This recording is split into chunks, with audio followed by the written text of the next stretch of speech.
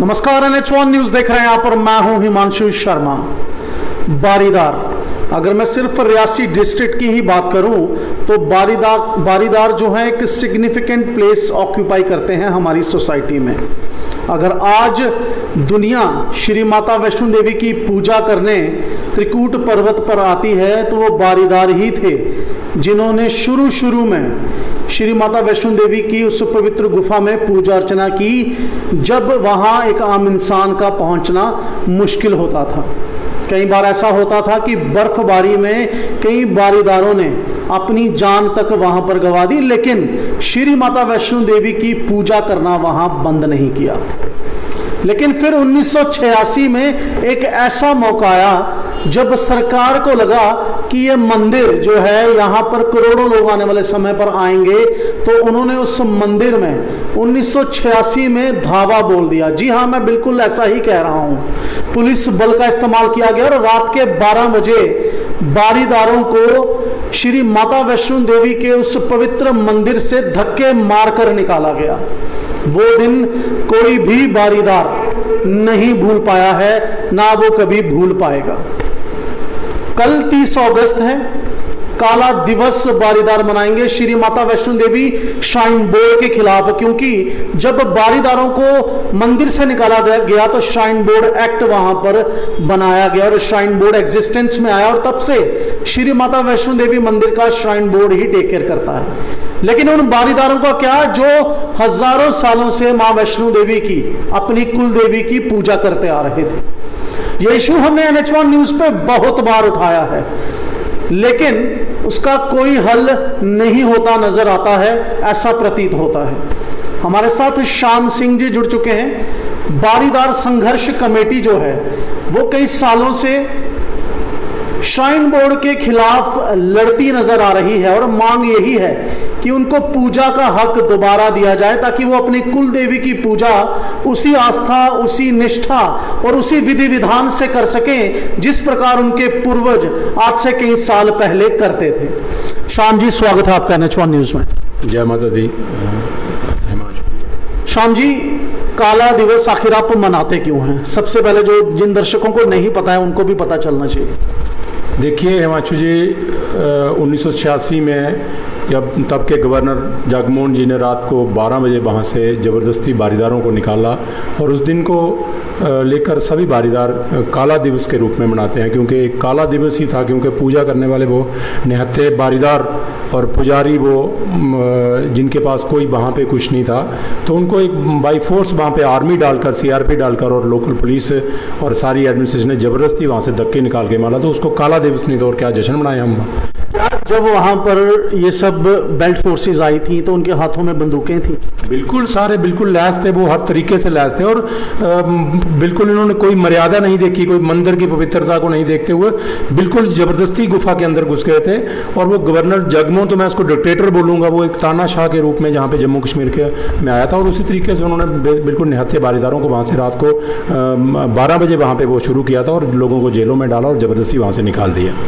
दूसरा सवाल रहेगा कि कितने बारीदारों के परिवार हैं और बारीदार आखिर हम कहते किसको? देखिए, बारीदार का मतलब तो मैं कई बार मीडिया में बता चुका हूँ कि बारीदार का मतलब है कि बारी बारी जाकर वहाँ पे अपनी सेवा माता के मंदिर में दिया करते थे, उनको बारीदार बोलते हैं। तो इसमें 4 कम्युनिटीज़ हैं, द्रोड़ा, समनोत्रा, खास और मणिहोत्रा। तो ये 4 कम्युनिटी माता रानी के गुफा के इर्द गिर्द जितना भी एरिया है सभी गाँव में बसती है। तो ये कम से कम 20,000 के करीब कुंभा है जो इस पे ही माता की पूजा करता था और वो बारी बारी जाकर वहाँ पर अपनी सेवा दिया करते थे। और कहीं ना कहीं इनकी जो आमदनी थी, रोजी रोटी थी, वो भी माता के इस मंदिर पे ही निर्भर करती थी।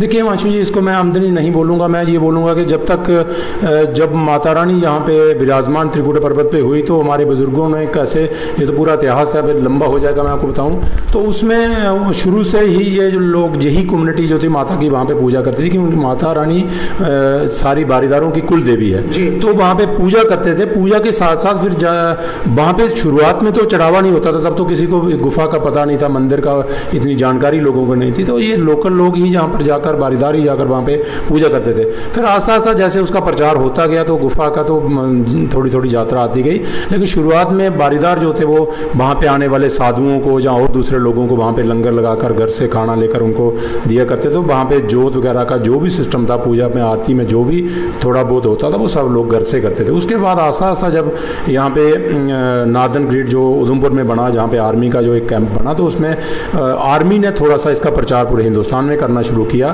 क्योंकि आर्मी वालों ने बताया कि वहाँ पे एक गुफा है और वो आस्ता आस्ता पूरे हिंदुस्तान में इसका प्रचार हो गया।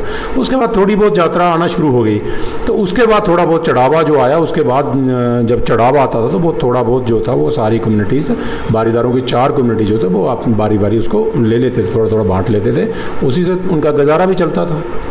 श्याम जी, लेकिन आज 38 साल हो गए हैं और 38 सालों में बीच में जो हमने देखा, जो हमने सुना कि बड़ा तीव्र जो विरोध प्रदर्शन था श्राइन बोर्ड के खिलाफ हुआ, लेकिन अब जो है वो प्रदर्शन धीरे धीरे ढीला पड़ता जा रहा है। हालांकि दिल्ली में आपने एक बड़ा ज़ोरदार प्रदर्शन अंकुर शर्मा जी के साथ किया, उनकी पार्टी भी उसमें सम्मिलित थी, लेकिन आज कल 30 अगस्त है, कल फिर आप ब्लैक डे मनाएंगे, काला दिवस मनाएंगे, लेकिन जो रोज़मर्रा का प्रदर्शन इनके खिलाफ होना चाहिए वो कहीं ना कहीं ढीला पड़ गया है। और अब श्राइन बोर्ड को कोई फ़र्क नहीं पड़ता, क्योंकि हर बार काला दिवस मनाया जाता है और श्राइन बोर्ड की उसके ऊपर कोई टिप्पणी तक नहीं आती। इनफैक्ट वो अपना स्थापना दिवस उस दिन मनाते हैं। देखिए, ये जो आप कह रहे हो कि रोष कम हो गया, ऐसा तो नहीं है। बारीदार तो जो जितने भी हैं वो सब के सब क्रोधित हैं, गुस्से में हैं, लेकिन गरीब होने की वजह से, गांव देहात में रहने की वजह से पॉसिबल नहीं है कि वो सारे लोग एकदम इकट्ठे हो जाएं, क्योंकि गरीब लोग हैं बेचारे, इतना साधन नहीं इनके पास रहता। लोगों में रोष तो उतना ही है। और सबसे बड़ी बात यह है कि उन लोगों को जो सदियों से वहाँ पर माता रानी की पूजा करते थे, उनको पूजा से निकाल दिया गया, तो एक बहुत बड़ा जुर्म जो सरकार ने उनके खिलाफ किया, उसी को लेकर हम प्रोटेस्ट जो हमारे बुजुर्ग भी करते रहे, हम भी कर रहे हैं, और हो सकता है आने वाली पीढ़ी इसको ज़्यादा जोरदार तरीके से करे, क्यों हम तो अपनी कोशिश कर रहे हैं। तो रही बात कि जहाँ तक हम अपने एफर्ट्स तो कर रहे हैं हर तरीके से, जहाँ भी जो भी हो सकता है हमसे। श्राइन बोर्ड की जो बात है, मैं हिमांशु जी आपको बताना चाहता हूँ कि श्राइन बोर्ड जो बना था, गवर्नर जगमोहन ने जब जहाँ पे टेक ओवर किया था, तो लोगों को ये बताया गया था, हालांकि वो झूठ था, लेकिन लोगों को ये बताया गया था कि जहाँ पे मैनेजमेंट जो है वो इन लोगों की तरफ से ठीक नहीं है। तो मैनेजमेंट की मैं आपको बात बताऊँ, मैनेजमेंट तो तब वहाँ पे धर्मर्थ ट्रस्ट का था, और धर्मर्थ ट्रस्ट के अंदर जो है 124 मंदिर जम्मू कश्मीर में आते हैं। तो अगर इनको मंदिर की चिंता होती तो वे बाकी के 123 या 124 मंदिर सारे के सारे टेक ओवर करते। और ये सरकार ने सिर्फ और सिर्फ पैसे ऐंठने के लिए ये किया था, क्योंकि जहाँ पे चढ़ावा था इसीलिए, अदरवाइज मंदिरों की चिंता सरकार को नहीं रहती है। ये तो मैं आपको थोड़ा सा लंबा बताऊंगा कि जब से अंग्रेजों के टाइम से लेकर आज तक ये पूरी सरकारें जो है मंदिर की संपत्ति को लूट रही हैं। ये एक तरीका होता है उनका कि ये इल्ज़ाम लगा लो कि मंदिर में मैनेजमेंट ठीक नहीं। अब मैं आपको बताना चाहता हूं कि अगर मैनेजमेंट का हवाला देकर जहां से बारीदारों को निकाला गया, हालांकि वो सब झूठ था, वहां पे कोई किसी किस्म की ऐसी गफलतबाजी वहां पे नहीं मिली, या कोई ऐसी वहां पे हरकत बारीदारों की तरफ से आज तक नहीं हुई है। अगर हुई है तो श्राइन बोर्ड वहां पे आके बताए। लेकिन आज श्राइन बोर्ड जो कुछ कर रहा है वो सारी दुनिया देख रही है। और एक तो मैं ये आपको बताऊं कि श्राइन बोर्ड का जो जहाँ पे बना ये बिल्कुल गलत था, क्योंकि श्राइन बोर्ड बनाया गया और गवर्नर को उसका चेयरमैन बनाया गया। अब मुझे बताओ कि अगर गवर्नर जिसका चेयरमैन रहेगा स्टेट का, और मैक्सिमम जहाँ पे गवर्नर रूल ही जम्मू कश्मीर में रहा है, तो अगर हेड वहाँ पे चेयरमैन जो है श्राइन बोर्ड का वो किसी संस्था का अगर गवर्नर है, तो कोई कंप्लेन किसके खिलाफ करेगा? क्या इसमें लोकल एडमिनिस्ट्रेशन के पास कोई कंप्लेन करने जाएगा, या जाएगा भी तो क्या एडमिनिस्ट्रेशन उसके पास तो पावर ही नहीं है। बिल्कुल वही तो कह रहा हूँ, ये तो एक किस्म की दादागिरी थी, डिक्टेटरशिप थी। क्योंकि आपको बताऊं कि अगर आप जहां पे लोकल एसडीएम हैं या डीसी हैं, तो क्या उनके पास वो एक चेयरमैन श्राइन बोर्ड के खिलाफ या गवर्नर के खिलाफ कोई कार्रवाई करेंगे? आप हर दिन देखते हो श्राइन बोर्ड की इतनी कमियां वहां पे आ रही हैं, कोई ना कोई गलत काम जो वहां पे करते रहते हैं, लेकिन कोई कार्रवाई कौन करे?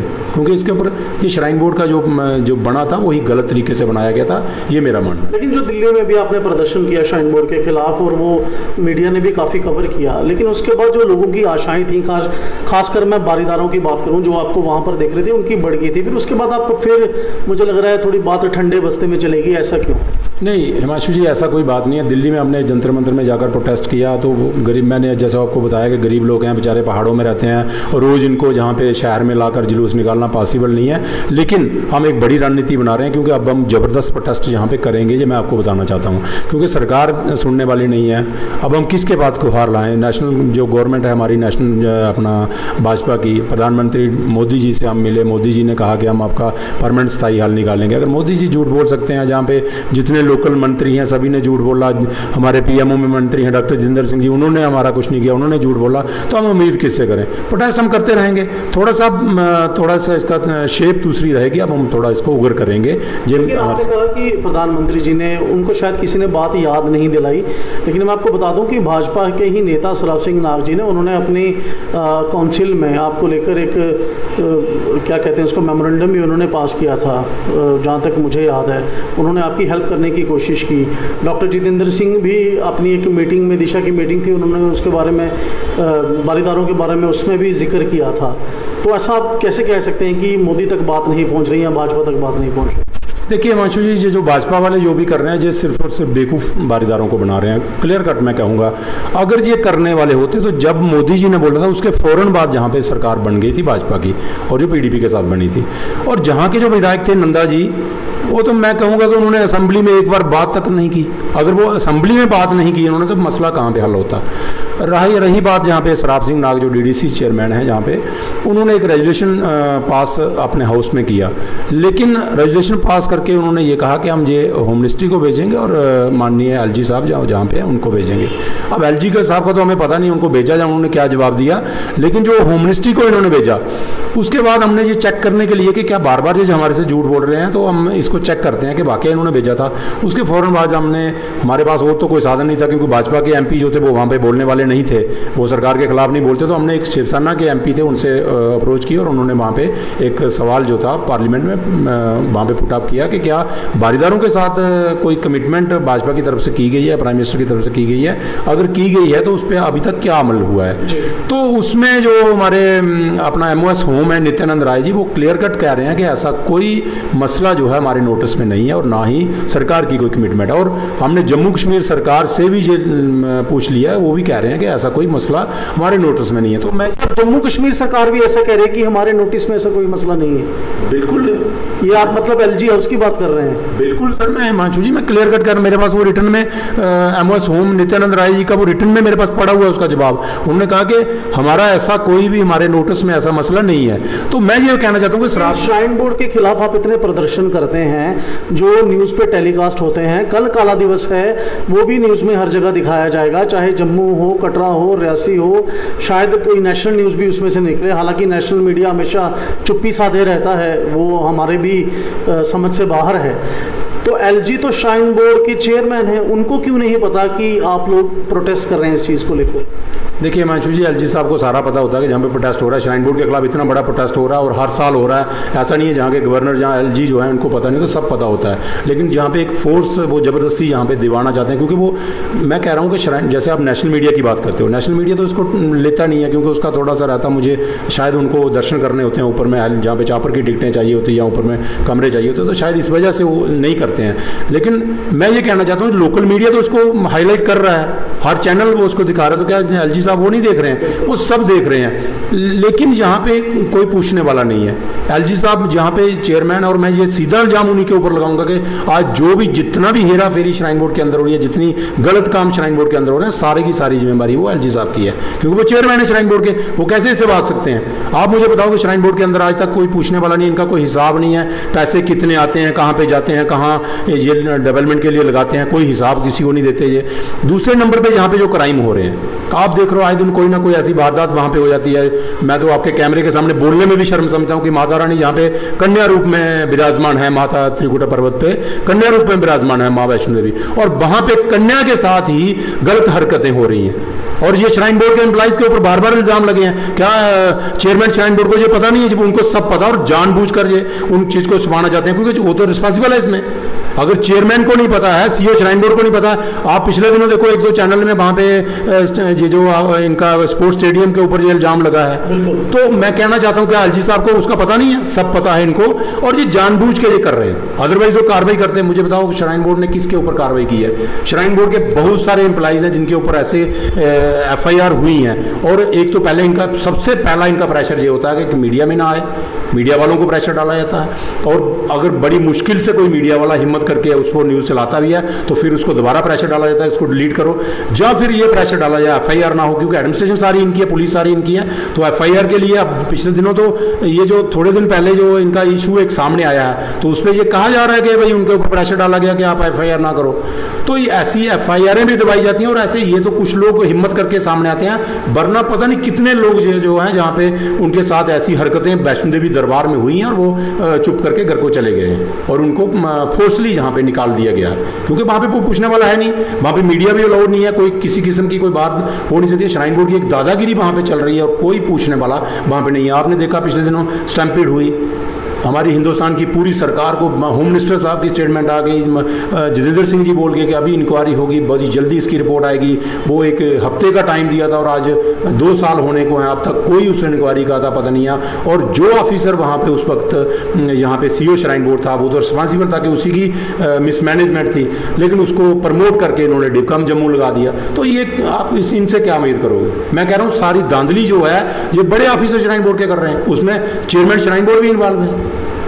अदरवाइज आप मुझे बताओ हिमांशु जी, मैं आपको एक और बताना चाहता हूँ कि जब से श्राइन बोर्ड यहाँ पे बना हुआ है तब से लेकर आज तक जितने भी इनके बोर्ड मेंबर हैं वो सारे बाहर से क्यों हैं? क्या लोकल जहाँ पे कोई इतना इंटेलिजेंट आदमी नहीं है कि वो बोर्ड में आए? बोर्ड में जानबूझकर नहीं लिया जाता क्योंकि जहाँ पे इनका कोई राज आउट ना हो जाए, कोई लोकल बात ना बाहर निकल जाए। और जितनी ये हेरा फेरी, मैं दावे से कहता हूँ कि श्राइन बोर्ड की अगर इंक्वायरी हो तो ये हिंदुस्तान का सबसे बड़ा स्कैंडल होगा, जितना क्राइम जहाँ पे हो रहा है। आप सोचें, इसी बात पर एक बात जरूर शाम जी आपसे पूछना चाहूंगा, क्योंकि युवाओं को नौकरी देने की बात केंद्र सरकार करती है, या फिर अगर मैं जम्मू कश्मीर की बात करूं तो यूटी सरकार करती है, लेकिन अगर श्राइन बोर्ड की ही बात करें, श्राइन बोर्ड रिटायर्ड मुलाजिम को फिर से नौकरी दे रहा है।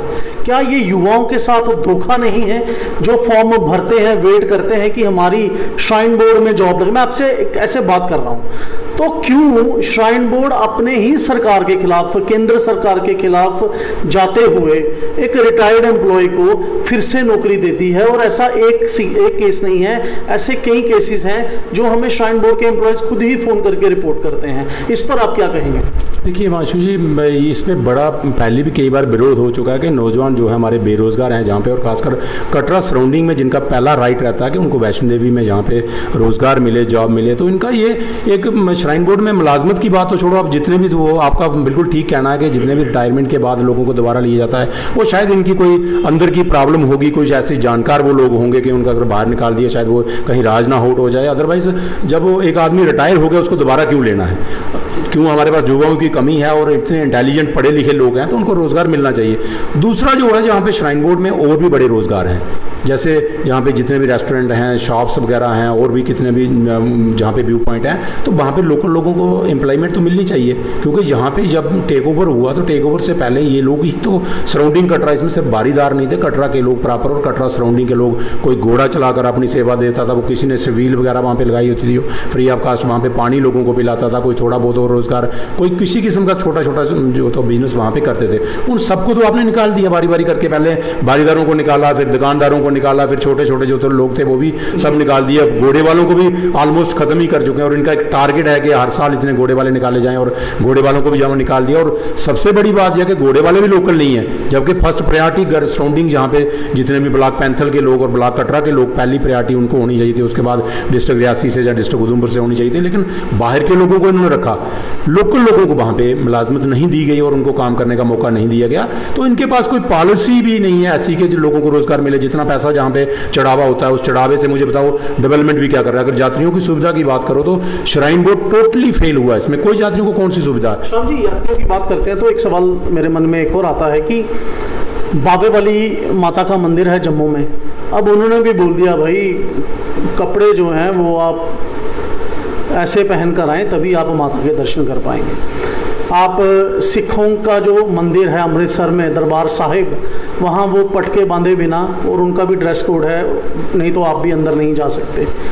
लेकिन हम श्री माता वैष्णो देवी का मंदिर देखते हैं, हिंदुओं का एक बहुत बड़ा आस्था का केंद्र है, लेकिन यहाँ पर क्यों श्राइन बोर्ड कोई ड्रेस कोड नहीं रखता? यहाँ पर क्यों उस तरह का पालन किया नहीं जाता जो एक मंदिर में ज़रूरत रहती है जब हम माथा टेकते हैं? देखिए हिमांशु जी, इसका बड़ा कारण यह है कि श्राइन बोर्ड के जो बड़े अधिकारी हैं ये माता को मानने वाले नहीं हैं। इनकी आस्था माता रानी के स्थान के प्रति नहीं है, क्योंकि मैं तो शरेआम ये कहूँगा कि एलजी जहाँ पे श्राइन बोर्ड जो चेयरमैन श्राइन बोर्ड हैं और साथ में सीईओ श्राइन बोर्ड, ये माता को मानने वाले लोग नहीं हैं। अगर माता के प्रति इनकी आस्था होती तो ये ऐसी चीज़ें करते। आप देख रहे हो भवन के अंदर जिस किस्म की हरकतें हो रही हैं, तो ये लोग मानने वाले हैं क्या माता को? और हमारे समय में वहाँ पे ऐसा होता कि किसी को वहाँ पे फैमिली रखने की परमिशन नहीं थी, और किसी के पास बाथरूम वाला वो कमरा नहीं होता था, कॉमन बाथरूम होते थे, डॉर्मेटरी एक सिस्टम होता था, दर्शन के हिसाब से लोग जमीन पे सोएं और वापस चले जाएं। और जहाँ पे हमारी आस्था भी, ये लोकल जहाँ पे एक रिवाज जो रहता है कि वो कोई भी आदमी वैष्णो देवी से दर्शन करके आता तो वो एक हफ्ता अपने बेडरूम में नहीं जाता, वो जमीन पे सोता है, क्योंकि ये माता रानी यहाँ पे कन्या रूप में विराजमान है, और यहाँ पे माता की इतनी पवित्रता और इतनी यहाँ पे है कि ये चीज़ें नहीं होती। लेकिन यहाँ पे श्राइन बोर्ड को क्या है, सीईओ श्राइन बोर्ड कौन सा जहाँ पे माता को मानने वाला है? ये तो व्यापारी तरीके से आया, उसको जो सेल दिखानी है कि चेयरमैन को जाकर के आज सेल कितनी हुई है, तो सेल के हिसाब से लोगों को लूट रहे हैं, यात्रियों को कौन सी, बड़े लोगों को सिर्फ ये सेवा करने में लगे हुए हैं। अदरवाइज देखो यहाँ पे जितना भी पर्ची काउंटर पे ये नया हमने सिस्टम निकाला हुआ है, वो भी एक लोगों का आईबाश था, लोगों को ये करने के लिए, जैसे स्टैम्पिड हो गए तो एक नया सिस्टम जी आप ये यहाँ पे पर्ची सिस्टम और कर दो। क्या आज तक श्राइन बोर्ड ने यहाँ पे कटरा में ये लोगों की डिमांड भी रही है क्या, कितने पर्ची काउंटर खोले हैं? और जितने भी 2-3 जो पर्ची काउंटर हैं उसमें इतनी लाइनें लगी होती हैं, और इतनी गर्मी में, आप हर साल तो कवर करते हो गर्मियों में, बारिश में लोग, बुजुर्ग, बूढ़े, बच्चे और औरतें हमारी सभी लाइनों में लगी होती है, और वहाँ पे ना तो इनका कोई पानी की सुविधा और ना ही वहाँ पे कोई शौचालय की सुविधा है। पूरे ट्रैक पे देख लो, कोई कुछ किसी किस्म की सुविधा आम लोगों को नहीं है। आम लोगों को वहाँ पे जो जिस तरीके, मैं आपको ये बताना है, पूरे हिंदुस्तान से, पूरी दुनिया से लोग जहाँ पे आते किस लिए हैं? माता रानी के दर्शन करने के लिए। तो मैं कहता हूँ 95% लोगों को वहाँ पे माता रानी की पिंडियों को दर्शन भी नहीं होते। श्राइन बोर्ड के एम्प्लॉइज जो हैं वो अपनी सेल बढ़ाने के चक्कर में दरादर धक्के लगा कर लोगों को निकाल रहे हैं। काफी हमें कहा भी है, काफी अपनी बात बताई भी है इस चीज को लेकर। बिल्कुल 95% लोग जो हैं जिनको माता रानी की पिंडियों को वहां पे दर्शन नहीं होते, और श्राइन बोर्ड के अधिकारी जो बड़े हैं उनके रिश्तेदार, मैं कहता हूं ये तो बिल्कुल एलजी साहब जो चेयरमैन श्राइन बोर्ड हैं, इनके रिश्तेदारों का अड्डा बन चुका है ये। आज श्राइन बोर्ड जो जहां से गाजियाबाद पता नहीं कहां से आते हैं, हम तो रोज देखते हैं जहां पे गाजियाबाद से लोगों की लाइन लगी होती है, कौन जी ये एलजी साहब के गेस्ट हैं, एलजी साहब के गेस्ट हैं। एलजी साहब ने यहाँ पे अपने घर का राज बना के रखा हुआ, और सीईओ श्राइन बोर्ड ने यहाँ पे घर का राज बना के रखा हुआ। जितने भी आप चेक करके देख लो, सीईओ श्राइन बोर्ड के गेस्ट होंगे, जहां एलजी साहब के गेस्ट होंगे, आम लोगों को कौन सी सुविधा? मुझे बताओ, जो वैष्णो देवी में पूजा करते थे पूरी उम्र, जहां पे बारीदार जो लोग हैं, जो कटरा सराउंडिंग के लोग हैं, उनके लिए कौन सी प्रायोरिटी है दर्शन के लिए? उनको तो गुफा में खड़े भी नहीं होने देते। इनके बाप का राज है जी सीईओ श्राइन बोर्ड ने। क्या जब सीईओ श्राइन बोर्ड यहाँ पे आया तब माता रानी यहाँ पे आई है? तो ये इनकी दादागिरी, गुंडागर्दी, और ये हम तो क्या, ये सरकार पता नहीं करे ना करे, लेकिन माता रानी खुद इनको कुछ ना कुछ करेगी, क्योंकि माता रानी की यहाँ पे बहुत ज्यादा शक्ति है। पिछले इतिहास में देख लीजिए, जितने जहाँ पे गवर्नर जगमोहन का जो हाल हुआ वो सबने देखा है, और जहां पे टेक ओवर करने वाला अनिल गोस्वामी का जो हाल हुआ वो सबने देखा है। वो सबने देखा किस तरीके से उसको एक किस्म का लात मार के वहां से, इतनी बड़ी पोस्ट से वहां से जबरदस्ती रिटायर किया। इससे बड़ी शेम और शर्म की बात क्या हो सकती है? लेकिन ये अभी भी नहीं समझ रहे। ये अपनी दादागिरी वहां पे एक किस्म का इन्होंने पूरे घर का वो राज बना के रखा हुआ है कि 2-3 बड़े अधिकारी बढ़ा लिए। मुझे बताओ, इतने इन्होंने डिप्टी सीईओ वहां पे रखे हुए हैं, क्या वो यात्रा के लिए है? सिर्फ सेल गिनने के लिए रखे हैं कि रेस्टोरेंट में अगर 9 करोड़ का है, 10 करोड़ का कैसे किया जाए, यात्रियों को कैसे लूटा जाए, पैसे कैसे बढ़ाए जाए। आम लोगों को तो कुछ नहीं मिल रहा। आम लोगों के लिए सिर्फ लूट है, वो लखनपुर से शुरू हो जाती है, और वैष्णो देवी गुफा से वापस जाते तक उनको धक्के ही पड़ रहे हैं और कुछ नहीं मिल रहा है। श्याम जी, ये तो रही बात। हम फिर बात करते हैं काला दिवस की। हाल ही में पिछले 1 साल की बात करें तो युवा राजपूत सभा जो है वो जम्मू के लिए एक विकल्प के रूप में उभरी है।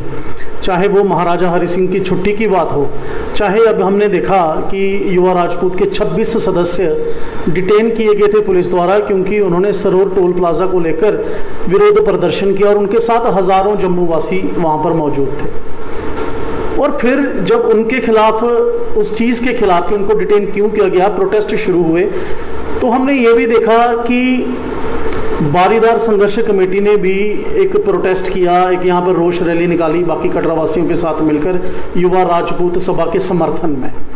कल काला दिवस है, क्या आप युवा राजपूत सभा से किसी तरह की अपील करेंगे कि वो आकर आप लोगों को समर्थन दें ताकि आप लोगों को भी अपना हक मिल सके जो आप काफ़ी सालों से 38 सालों से डिमांड कर रहे हैं? देखिए, बिल्कुल हिमांशु जी, हमारी तो पूरे जम्मू प्रोविंस के लोगों से अपील रहेगी और युवा राजपूत सभा से खासकर हमारी थोड़ी बहुत इनसे बात भी हुई है और बिल्कुल हमारी ये अपील रहेगी कि आप यहाँ पे आकर थोड़ा इंटरफेयर कीजिए और हमारे साथ दीजिए, क्योंकि इसमें साथ इसलिए भी नहीं है कि देखो माता रानी के जहाँ पे आस्था के साथ भी खिलवाड़ हो रहा है और ये बाहर के लोग जो हैं जिनकी आस्था माता रानी के प्रति नहीं, यहाँ पे माता रानी का खजाना भी लूट रहे हैं और जहाँ पे आस्था को भी ये ठेस पहुँचा रहे हैं। जैसे नए नए फरमान इशू करते हैं, जैसे इन्होंने कहा कि हम जहाँ पे लिफ्ट लगाएंगे, गंडोला जो इनका वो लग रहा था, वो प्रोजेक्ट सिर्फ इसलिए था कि कटरा को बाईपास करके कटरा वालों का सारा इंटरफेरेंस खत्म हो जाए, लोगों का कोई वहाँ पे मजाक न आए, श्राइन बोर्ड सीधा और सीधा प्रॉपर पूरा यात्रा अपने अंडर लेकर और अपने तरीके से चलाए और उससे पूरा जो ट्रैक होता है, ट्रेडिशनल ट्रैक माता रानी का, वो पूरा का पूरा डिस्टर्ब हो रहा था, खत्म हो रहा था।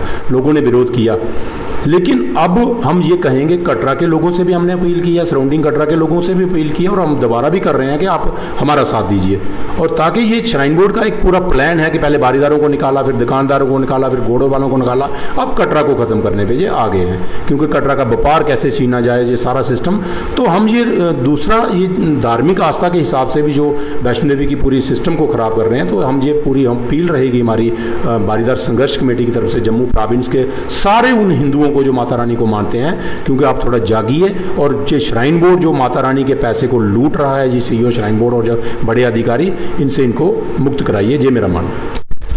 यात्रा का आरंभ कितने बजे, माफ़ कीजिएगा, काला दिवस का आरंभ कितने बजे होगा और कहाँ से होकर आपकी रैली निकलेगी? देखिए हिमांशु जी, हमारा जो है 11 बजे भूमिका मंदिर से शुरू होकर कटरा में जो सीईओ श्राइन बोर्ड के ऑफिस तक वहाँ पे हम ट्रस्ट करते हैं, वो हर साल जो हमारा रूट रहता है वही हमारा रूट रहेगा।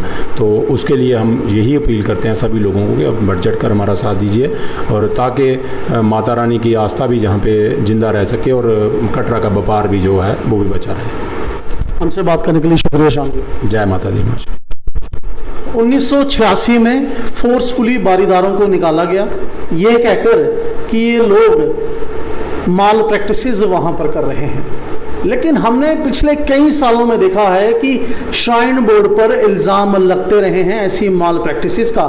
खासकर भवन की बात करें तो चाहे वो एक ऐसा दिन हो जब पूरे ऑफिस में आग लग गई, कंप्यूटर जल गए ताकि रिकॉर्ड ख़त्म हो जाएं, चाहे वो ऐसा दिन हो जब इल्ज़ाम लगते हैं किसी कोच के ऊपर, किसी प्लेयर के द्वारा, चाहे वो पैसों की मिसमैनेजमेंट की बात हो, तो श्राइन बोर्ड इससे भी कभी नहीं बच पाया। लेकिन एक बड़ी बात है जो भारत सरकार को भी सुननी चाहिए और एलजी सरकार को भी सुननी चाहिए कि आखिर क्यों पब्लिक ऑडिट श्राइन बोर्ड का नहीं होता, और अगर होता है तो उसको पब्लिक के सामने क्यों नहीं रखा जाता। आज भी वही मांग उठती है कि जो स्टैंपेड हुआ था उसकी रिपोर्ट क्यों नहीं आई। ये सारे सवाल हैं जो बारीदार, जिनको ये कहकर निकाला गया था कि आप गलत करते हैं वैष्णो देवी में, वो आज खुद श्राइन बोर्ड को, एलजी सरकार को और भारत सरकार को पूछते हैं। फिलहाल कल काला दिवस है, श्राइन बोर्ड के खिलाफ मनाया जाएगा हजारों बारीदारों द्वारा, और वहीं पर श्राइन बोर्ड कल अपना स्थापना दिवस मनाएगा। अब आप मुझे दीजिए इजाजत, मैं हूं हिमांशु शर्मा, कैमरामैन प्रदीप सिंह के साथ श्री माता वैष्णो देवी कटरा से।